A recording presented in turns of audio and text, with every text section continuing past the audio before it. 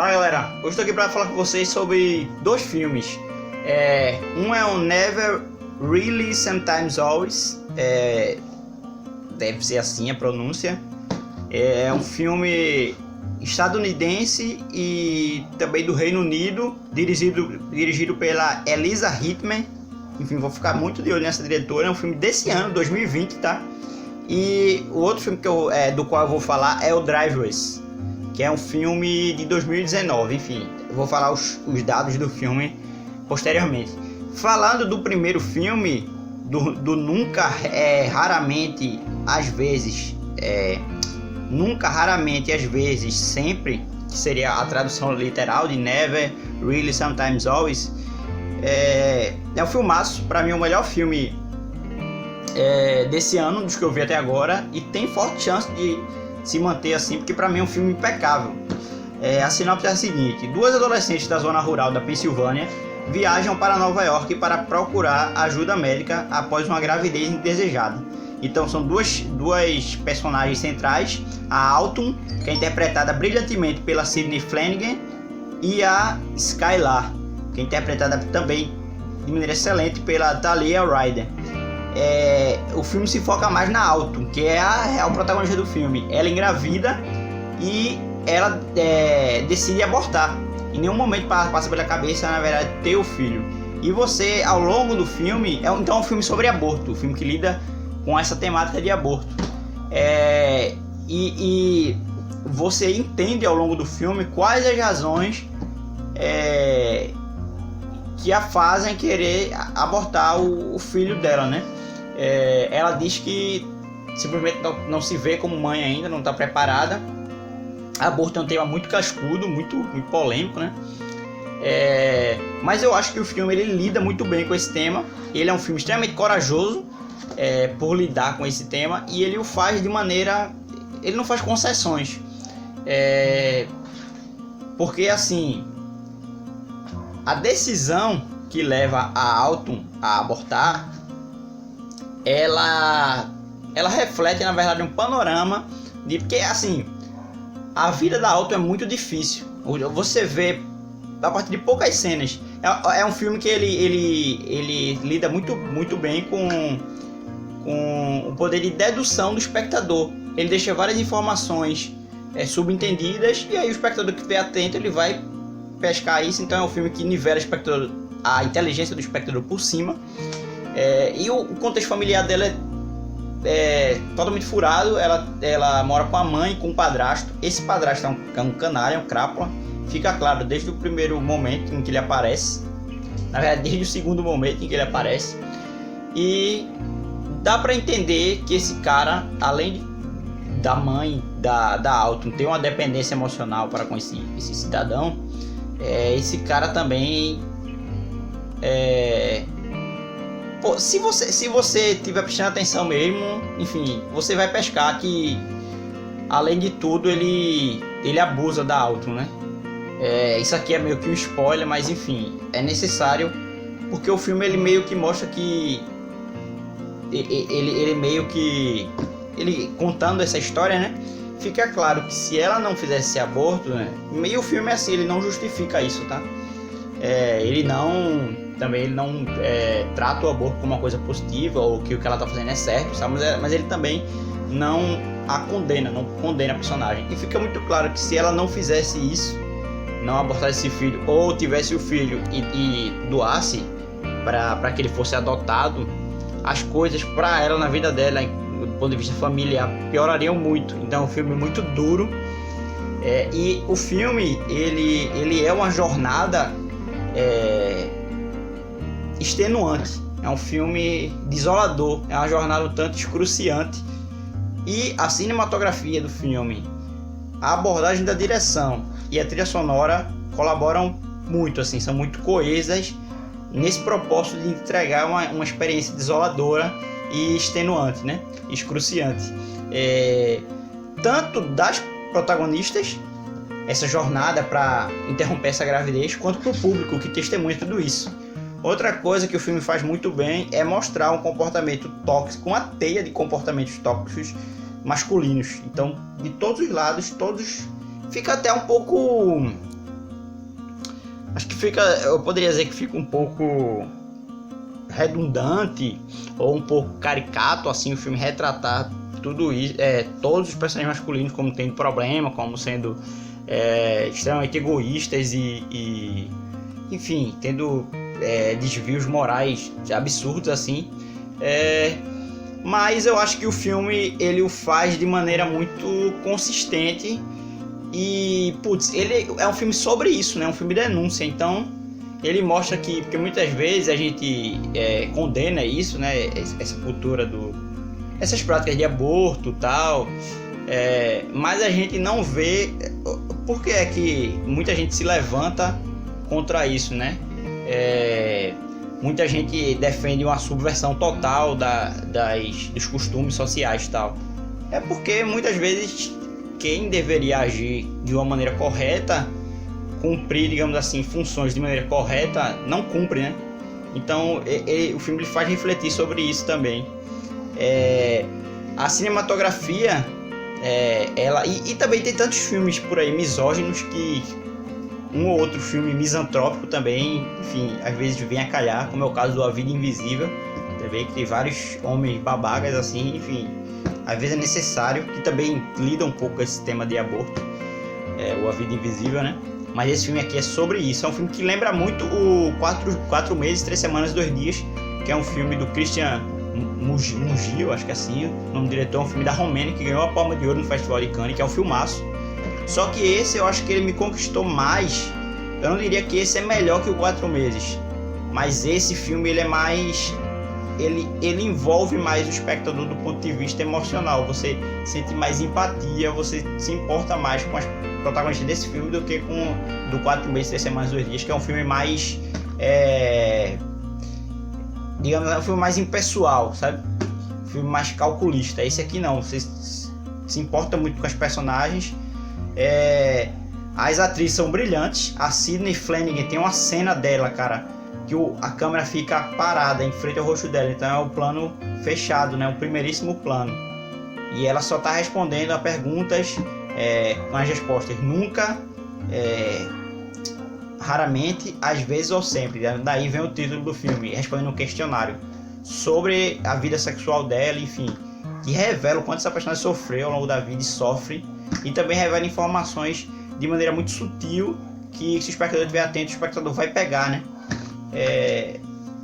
Então, e ela, cara, é um trabalho, tem uma cena em que ela expõe vários sentimentos, e é uma cena muito, essa cena e o filme todo são muito francos, cena extremamente direta, é um filme frontal, é um filme que super, sei lá, vai soar estranho isso, mas é um filme meio que exposto, sabe? Ele expõe aqueles personagens assim, aquela realidade. Então é isso, assim, é um filme muito desolador, muito melancólico, é uma jornada árdua mesmo, assim, extremamente necessário. O bom é que ele é curto, né? Não é um filme longo, assim, então dá pra você seguir vendo assim, e a experiência não vai ser tão laboriosa como se o filme fosse maior, né? Aí a atriz que faz a Skylar também, a Talia Ryder, tá excelente, impecável, trazendo o alento para Alto. Ela faz a prima da Alto, né, que dá esse apoio e vai com a Alto para Nova York para que elas realizem o aborto, e ela dá um apoio moral absurdo, assim. Ela é uma personagem adorável, uma menina que carrega uma barra incrível, assim, e ela sofre na pele, né, para poder ajudar a prima. Então ela é realmente um anjo na vida da Alto, né, e a atriz faz isso perfeitamente, além de ser linda, né, ela tem um rosto muito bonito. A cinematografia do filme, ela é gélida, ela cheia de cores pastéis, enfim, cores lavadas também. É uma cinematografia super melancólica, e o jogo de câmera do filme é muito direto. É um filme, então, que os cortes são muito, o filme não tem fusão, ele não usa muitos fade-ins, fade-outs, né? Aquela transição de plano que a imagem vai lentamente escurecendo e depois vai acendendo também gradativamente. Não, aqui o filme é muito mais frontal, muito mais direto e objetivo, né? E a trilha sonora também, muitas vezes, é só é só um acorde prolongado, seja de um instrumento de teclado ou de um instrumento meio que de sopro assim, sabe? Ela é muito atmosférica, a trilha sonora, e passa todo aquele desconforto das personagens. Enfim, uma trilha muito funcional pro filme, que não chama atenção para si, mas causa esse desconforto e realça a experiência. Filmaço, 4 meses, ó. Nunca, raramente, às vezes, sempre, que ainda tem esse título excelente aí. Eu pensei em dar 10 pro filme, mas realmente o padrasto da Autumn, ele é retratado de maneira muito caricata. Só que esse tipo de pessoa existe, né? Então eu fico meio dividido, não sei se eu dou 10 pro filme, não sei se eu dou... Enfim, porque ele chega a ser muito, muito caricato, assim. É muito óbvio, muito latente o quanto aquele cara é um crápula, assim. O filme poderia, nas poucas cenas em que ele aparece, o filme poderia... Não é pra suavizar, sabe? Mas é tratar de maneira um pouco mais complexa. Poderia mostrar ele brincando com alguma filha da mulher dele, ou alguma filha mais nova que você vai pensar que talvez seja filha dele também. Então mostrar como ele trata a filha, mas ao mesmo tempo ele não deixa de ser um crápula por causa disso, né? Enfim, você a pessoa mais querida do mundo vai ser querida por alguém, né? Enfim, e vai demonstrar amor a alguém. O filme não faz isso. Então eu vou tirar um décimo do filme. A nota 9.9, mas é um filmaço. Fez muito sucesso aí no Festival de Berlim e também no Festival de Sundance. Salvo engano, ele ganhou o Festival de Sundance, o prêmio principal. Enfim, assista quando esse filme, quando você tiver a oportunidade de ver, não desperdice. O outro filme do qual eu quero falar é o Drivers.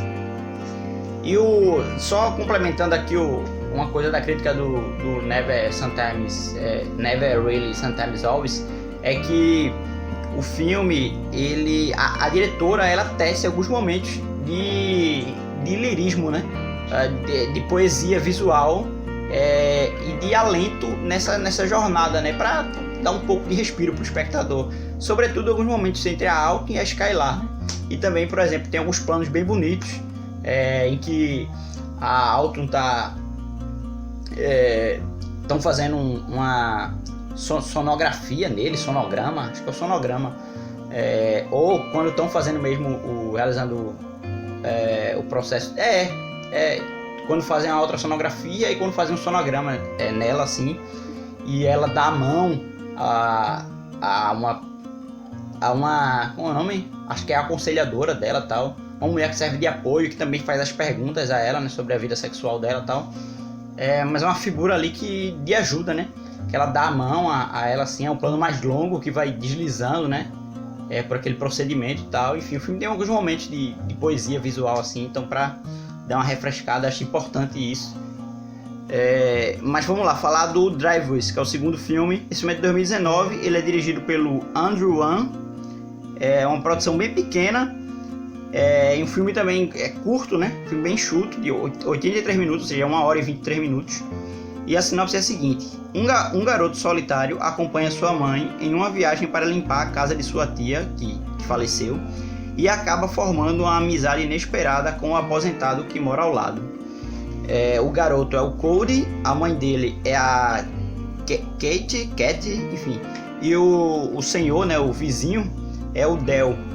E os três atores estão impecáveis. O Lucas J, que é o menino, tá excelente. É um menino muito espontâneo. Transmite todo o isolamento dele. É um menino solitário, mas ao mesmo tempo mostra como aquele garoto é esperto, é inteligente e tem uma sensibilidade aguçada, né? Até por ser criança, o filme até fala disso. A Hong Chau também tá excelente como a mãe do menino, né? Uma mulher sozinha que cuida do filho. Mas uma mulher também muito decidida, tal, muito, muito lúcida, que você vê que tem os problemas familiares ali, um background de problemas familiares, que não falava muito bem com a irmã, tal. E o Brian Dennehy faz o Del, né? Um senhor aposentado, solitário, que perdeu a esposa que já faleceu, tal. Então tem aquele círculo social, né, dos amigos do bingo, que também são idosos, tal. E ele é um veterano de guerra, né? Bem interessante esse retrato do filme, da personalidade dele, assim. São 3 atuações muito espontâneas, muito naturalistas. Não parece que os atores realmente estão atuando, estão interpretando, né? Tal nível de atuação deles mesmo. E é um filme muito direto, um filme muito simples, um filme muito humano, um filme muito tenro, muito terno e muito singelo, né? Ele é um filme sobre laços humanos, então relações interpessoais, e ele mostra essa relação de amizade entre o menino e o vizinho, sobretudo, o filme é sobre isso, mas também a relação da mãe com o menino, né? Essa relação de vizinhança, né? Entre a Cat e o próprio Del. Tem outros vizinhos na trama. O filme até um aspecto negativo, mas enfim, não vou tirar ponto do filme por causa disso. Uma atriz mirim, atriz infantil, talvez seja o primeiro trabalho dela, que faz uma das vizinhas do Cody. Ela aparece muito pouco, mas assim, você vê que a menina tem talento, enfim. Até porque é difícil você extrair uma interpretação também natural, espontânea de uma criança, né? Mas assim, você comparar o Lucas J, que faz o Cody, protagonista do filme, com ela, caramba, o nível interpretativo, você vê que assim, tem um abismo entre os dois. Mas é um filme que a cinematografia é muito sóbria, muito lúcida também, muito clássica também. Um filme que tem muito verde, né?